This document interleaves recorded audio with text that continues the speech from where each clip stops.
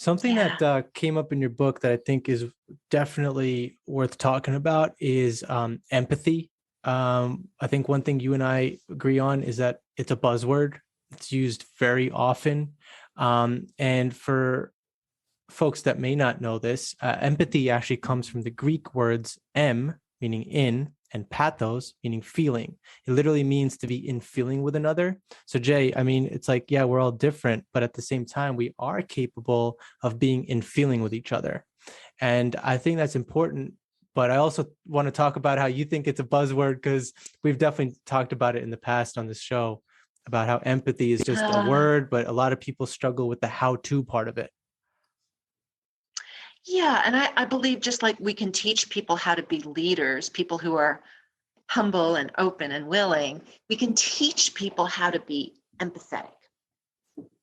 And I believe it's a buzzword because it's misunderstood. It doesn't mean that anything goes. It doesn't mean that I have to rescue you or fix you or have so much empathy for what you're going through that I'm not going to just let you sit with your feelings. I don't have to rush in. So I'm talking from my own personal experience here because I am an empathy holic. And that doesn't mean I'm proud of that. I've had so much empathy for people that I can sometimes put my superhero cape on and come in as if I have the answer. I know exactly what you need to do, and let me help you and let me rescue you. And no one wants to be rescued. So I've had to learn over many years that empathy means boundaries have to ride shotgun, right? Yeah. Boundaries have to ride shotgun. We have to give people the respect and the dignity of finding their own way and sorting through their own feelings. So I can say to you, Jay, I'm making this up, Jay. I can say, Jay, I understand that you're really upset right now, but that doesn't mean that I have to rush in with a solution. So I think that empathy is very powerful when we also link it to boundaries and link it to accountability, and help people understand that they can survive whatever it is that they're going through. Mm-hmm. Yeah, it's interesting because when you go too far in terms of being empathetic, it actually becomes a drain, right? You're not actually providing like it's not really uplifting. It's actually draining, not only on the maybe the person who's receiving your message, but you yourself.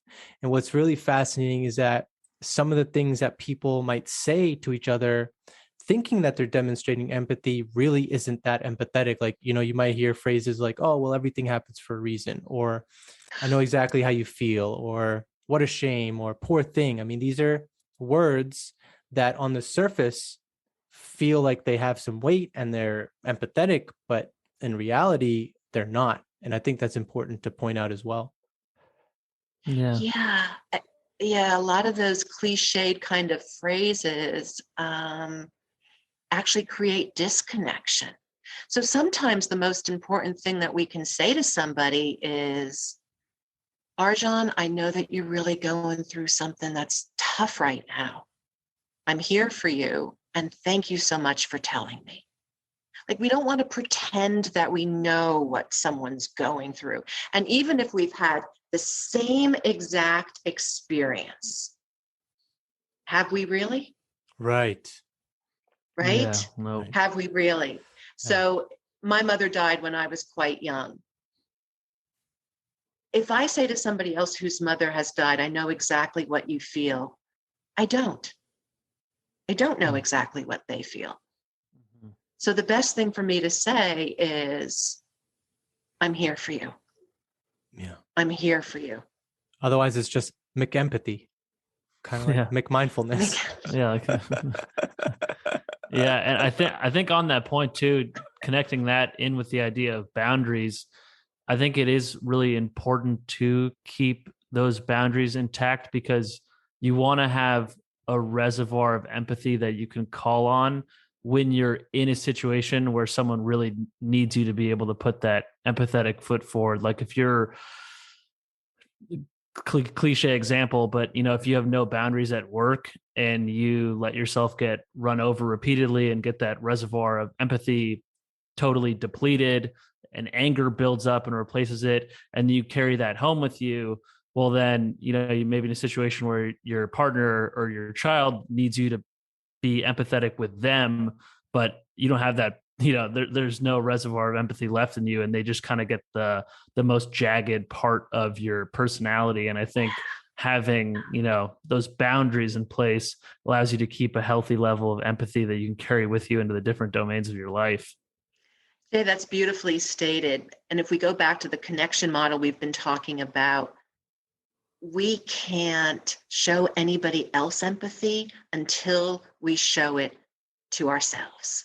So I'm a big proponent of radical self-care, whether you're a CEO making 8 figures, or you're a graduate student, or you're a stay-at-home parent.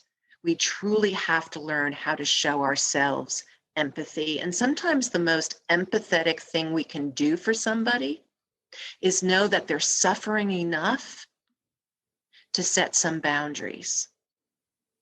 And that's a really hard thing to do when you know that someone is suffering, because you want to rush in and take it away from them, take the pain away from them, right? Absolutely.